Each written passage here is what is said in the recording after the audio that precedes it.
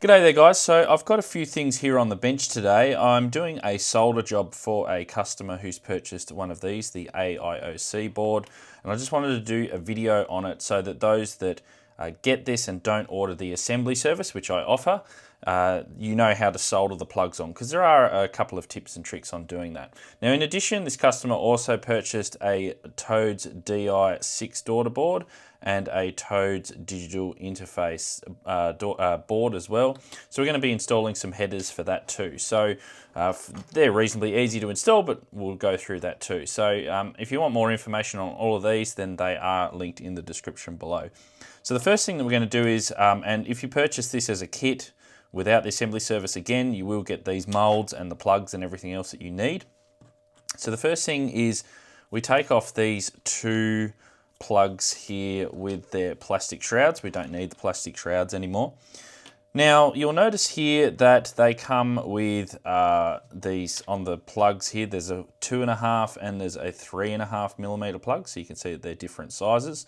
So you need to make sure that you put them in the right spot. Now in the solder guide it's pretty easy because they'll only fit in one or the other, so that's very easy to do. The other thing too is you'll notice that some of these pins here, or the tags here on the side of the plug, might be a little bit hard to solder onto the board. So we're going to go through some tips on how to actually do that. So the first thing that we need to do is we need to pop these into the solder guide. Now before we do that, you'll see that there's this ground tab here on the back. We don't need this little bit here, that's the sharp bit, so just come along with your side cutters and just take that bit out. So I usually just get my side cutters right there, as you can see, right on the edge, and I just cut that bit off. Now this will be sharp, so just be careful of that. So we can do that to both of these, just cut them off. You don't want to cut the whole tag off, you just want this length here, and I'll show you why in a sec. So once we've cut those off, we can go and place these into the mold. So the 3.5 millimeter one goes into the top, and we can, it is a bit of a tight fit, and just push that in all the way. Same with the 2.5 millimeter plug as well. Just push that all the way in. Again, tight fit. If you can't quite get it in, you might just need a bit of a hand from maybe a screwdriver or something just to wedge it in, because they are a bit of a precision fit. There we go, that's pushed in. And just rotate it so that we've got them sitting with the tabs sort of flat. So you can see there on the bottom that the tabs are flat. When you put the board here in, what we need to do is we just need to push these tabs down just a little bit, not too much, just so that they get onto the bottom of the board. Now, I'm not sure if you can see there, but there is a little bit of a notch there in the top of the board, and there is a notch here in the bottom of the mold, sorry. Now they correspond to the two holes here on the AIOC, one there at the top and one there at the bottom. So we just want to line this up and just slot this in. You'll see that there's a bit of an angle there, but just slot that in. Might take a little bit of wiggling to get that board in, but you basically want to sit the board down on those slots. There we go. Actually that clicked in, so you can see there that it's sitting nice and flush and flat. We've got our tags there now sitting sort of in the air, and we've also got our tags here on the bottom as well. So what I like to do is, first of all, I like to just flip the board over and just come in here with the soldering iron and just flow a little bit of solder here on the 2.5 millimeter pad just on the bottom there.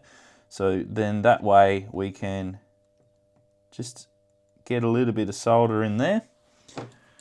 Put a little bit of solder on the ground tab as well, just here on the end. It should flow pretty easily. And then I like to just get a screwdriver here, a little flat blade screwdriver, and just push down on that until it flows in like that. And we'll come back and we'll just tidy that up a little bit later. Now you can do the same with the 3.5 millimeter pad.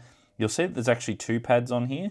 So we'll just put a little bit of solder on each side, and then a little bit there onto the bottom bit. Again, push down and then just let it flow. and then that'll give it a little bit of mechanical stability when we go and do the top. So just come back and just make sure that the board is still sitting flat. What we're going to do is we're going to put a little bit of solder here onto those pads directly. So just, I like to hold here with one finger the mold, and then just flow a little bit of solder onto there. Now you'll see that that's soldered that. It's not the best connection, but we can come back with that in a sec. Let's just do the other pad. Just make sure that you don't short them out. Now the other thing you can do is you can get a little pair of pliers or something just to maybe bend these down. You could probably also just do them with your fingers as well, just sort of angle it down there. That's now pushed onto the top of the pad. That's probably a good idea too. This one here, I might just use the screwdriver just to sort of bend it down and just sort of tweak it down, just so it sits on top of the pad, so that way we're not sort of bridging a big gap of air between the two surfaces with solder. So now that one's done there, we'll flip over and do the other side. Now, by the way, again, if you want these boards, there are a link in the description below. I do sell these to Australia and New Zealand. If you want them in the USA, there's also a link for those as well. Now, to get this out, you'll notice that there is at the front here a little bit of the 3.5mm plug just protruding through there. So what I like to do is just get my fingernail underneath that to take it off that little notch. Just push it on the bench, and you'll see that that's now come out. And then we can just get the board and wiggle its way out. Now, again, these are pretty tight and pretty precision. The other way you can do is you can just very carefully push from the front here using a screwdriver, and now we've got our board out and we've got our plugs on. Now you'll remember that we didn't quite clean up the back, so let's just do that and wait for that to cool down, and then what we can do is we can test it in our radio. So you can also use this as a mold, but in place of the mold, but again, I supply these, so you may as well use that. So just come in here and just make sure that it plugs in, which it does. Now, one thing that I've noticed with some people, they've said when they've plugged these in that they haven't worked. The reason is because with some radios, the spacing is just slightly off. You just need to push it a little bit further in. So sometimes you'll push it in and you think that you're plugged in, but you're not quite. Just give it that little extra bit until it clicks in there, and then it will be good to go. And you can see there that it's nice and flush in the radio. So the next thing that I was going to do today was the DI boards. So these are reasonably easy. What we do is we just solder the header here on the DI, and we flip this over and solder the header here on the bottom of the daughterboard so that these can plug into each other. Now, it's best if you've actually got like a PCB holder or something like that, but sometimes I know some people don't have these tools. So what I'm going to do is show you how to do it without one. All I do is I just put a bit of solder here in the air, and then I hold these headers down, and I tack on the end that my finger's not on. So don't burn your finger. I usually just go for this largest pad here, this square pad. So what I do is just come up in here and just, there we go, solder on one side. Just make sure that your header is still nice and straight, which it is. And then I just come in and just tack in the other corner. Just double check it again, make sure that the header is all straight, which it is. And then just continue on and redo all of the other holes or all the other pads. And do the same here for the other side with the daughterboard. Again, I'm just going to angle my solder up in the air, and I'm going to do this largest pad corner here.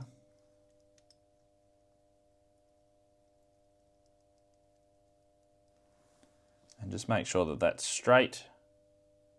If it's not straight, you can just heat the pad and push it in your finger to make sure that it straightens up. And that's why it's easier if you do the corners, then you can easily just heat up one corner and redo it all, so you don't need to continue to try to battle with several pins and heating up several pins at once. So once those have been soldered, you can simply plug them together and use some standoffs between here just to hold them up. There's also 3D printed cases that you can get off of the Toads DI channel in the Toads Discord. There's also some, I think, on Thinkiverse and other places as well. So, and they fit quite nicely. So you've got the DI6 and also the DI8 fits both of those boards. Now you can use these boards for All-Star Link or to unlock digital modes for your radio. There's a link here to a video where you can watch how to do that, and also the AIOC, how you can program using Chirp. I've done a beginner guide using this here on the screen right now.